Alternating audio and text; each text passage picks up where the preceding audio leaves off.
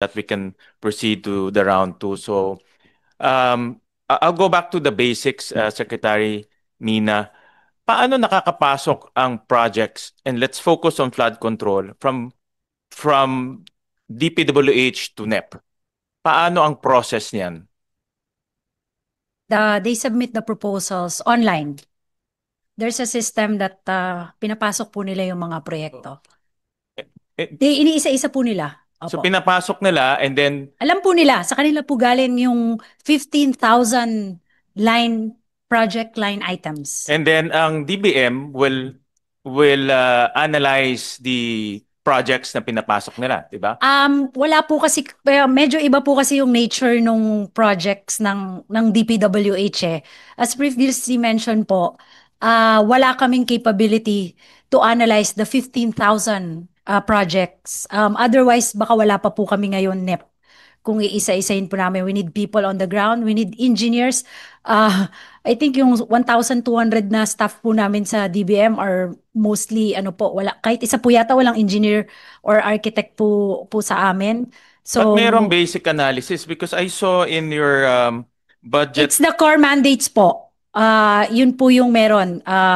Yung maintenance, sasabihin nila yung level. Because It's also their commitment. Doon sa National Budget Memorandum number 154, I'll flash it on the screen. Slide 46. Part of the 3. 154. Ipaki-flash na sa screen. Yeah. Na you have this acronym called ASAF, of Yes which po. you analyze the alignment with priorities of the current administration. Dapat shovel-ready siya. Yes po. Implementation readiness. Paul. Agency absorptive capacity. Available fiscal space set by the DBCC, and prioritization. So short for ASAP. In the shovel readiness o shovel ready, meron doon feasibility study, detailed engineering. So in other words, all of this, kahit na tabletop, dapat meron kayong records nito. O at least may checklist man lang. Tama? Sa other departments, meron po. Pero sa DPWH po, meron po sila, sa kanila po to, hindi po sa But amin. this is your budget memorandum, National Budget Memorandum 154. Yes po.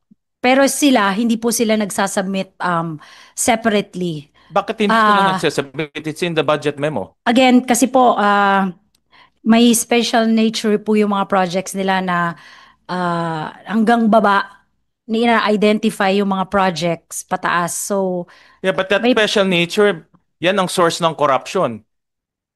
Yan ang naging source ng corruption dahil hindi nyo sinusundan yung sarili nyong budget memorandum.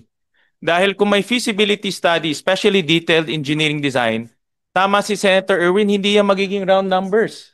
Because the detailed engineering design will give you exact detail and exact cost of the project.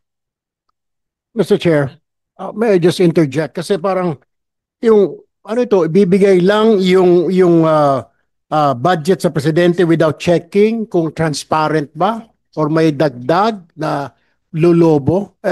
Ganun lang ho ba yan, Mr. Chair? That's my question, na binibigay na lang sa Pangulo without even checking it. Ang kawawa po, ang Pangulo kasi magmumukha pong parang niloloko. Di po ba? And then yung Pangulo sa tao. Mr. Chair, ang meron po sa DPWH yung BP, anong form? BP 202, which they include the project profiles of each and every project na nakapasok na po lahat tong mga to doon. But ang punto ko, ito dumadaan sa DBM, you do some tabletop analysis, kahit na hindi nyo titignan yung project, at least may feasibility study, check. May detailed engineering, check. But at least meron kayong idea doon sa mga project na pumapasok sa inyo. Kaya I don't buy that idea or I don't buy that answer na nasa DPWH lang at wala kayong kinalaman sa pasok sa NEP. Mr. Chair, dahil nga po iba yung nature nila, dun sa budget proposal po, kasi because yung mapakadami, dun po sa form na sinasagutan nila sa amin, meron po silang checklist na dumaan sa NEDA board, may certification ng DPWH, meron siyang memo, may clearance, may consultation, may list of location, may status, may ayun. Pero Meron pong dumadaan po ganon. sa inyo bago Yes po. pinapasok. Yes diba? po. Meron So may, in a form of yeah, checklist. pero may taong tumitingin one by one bago nila pinapasok sa NEP. In a form of checklist. Na-check ba? Opo. Tama? So ibig sabihin may taong nakakaalam ng proyekto one by one. Kahit papano, may idea siya. Not the project list. Not the project list. Just the sub-program. But the project itself, the project description itself. Nakikita ba? Hindi. Project list. The list. Hindi po. Hindi nakikita niya paano pa sino nagta-type sa NEP.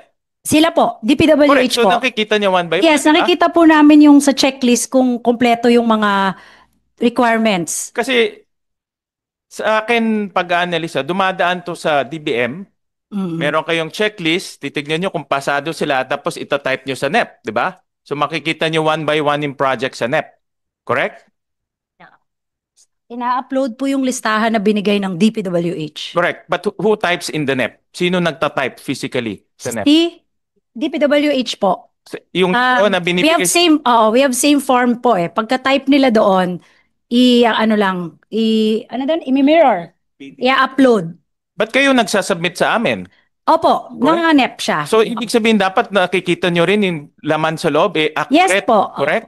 Opo, Kasi kayo nakikita po namin accountable lahat eh. ng listahan. DBM is accountable to the National Expenditure Program. Yes, nakikita po, we are, but the department is also accountable to the projects that they Yes, include in but at least naman, in their but proposal.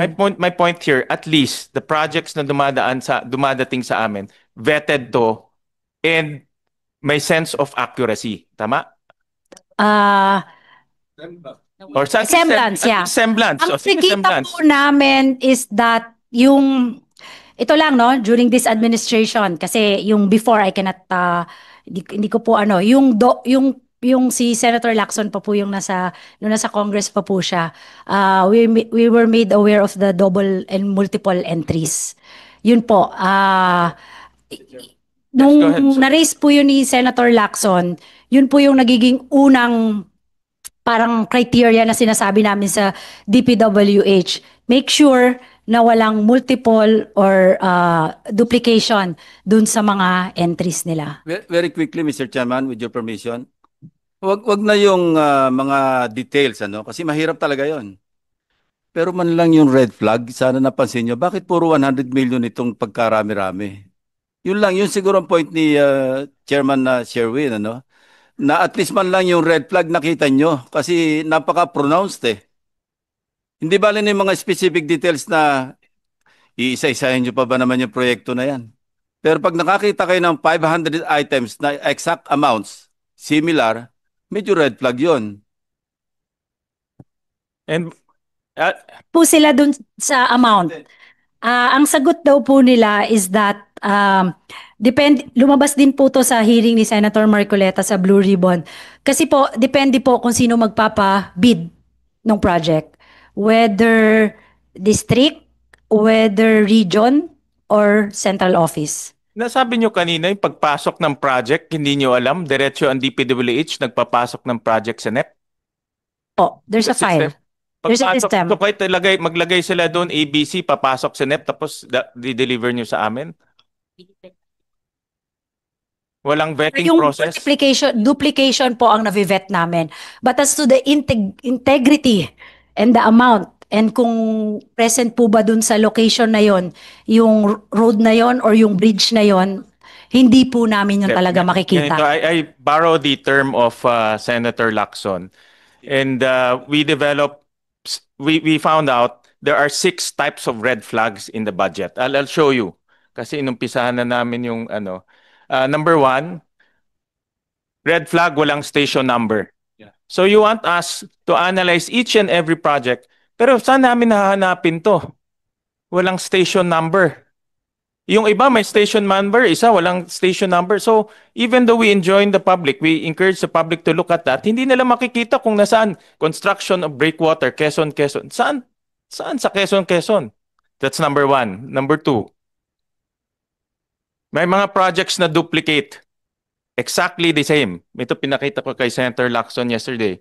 Rehabilitation of dike along O'Donnell River, Package 2, DS, Bueno Bridge 1, Right Bank, Capas, Tarlac, parehong-pareho. Buong budget, maraming ganito. Yan, no? Red flag number 3. Bakit? Naka-divide into phases. Parehong-pareho number yung pinakita kanina ni Senator Erwin. The same project description, iba-ibang phase, pare-parehong number, pare-parehong amount. Ang daming ganito sa budget, sa NEP. Next. Tapos may ibang term, may package naman. May phase, may package. Ito, ganun rin. Construction of flood control structure along Agos River, Package 10, Infanta, Quezon. Tapos isa, Package 11, Package 10. Bakit hindi nilang ginawa isang package? But dinivide into different packages. The same river, the same barangay, the same municipality. Red flag in next. Yung round amounts, sinabi ni Senator Erwin, kung meron siyang detailed engineering, hindi siya magra-round amounts. Hindi siya magra-round amounts. Iba lang, parehong barangay, iba lang yung sitio, pero si same amounts. Next. Yeah. Next ito, red flag number 5. May makita kami mga items na merong specific code names. Yung ibang project walang code names, ibang project may code names. So, hindi consistent in other words. Next. And lastly, I think this is the worst. Ito yung the worst. It's the same project na sa GAAD 2025, the same project in nasa NEP 2026.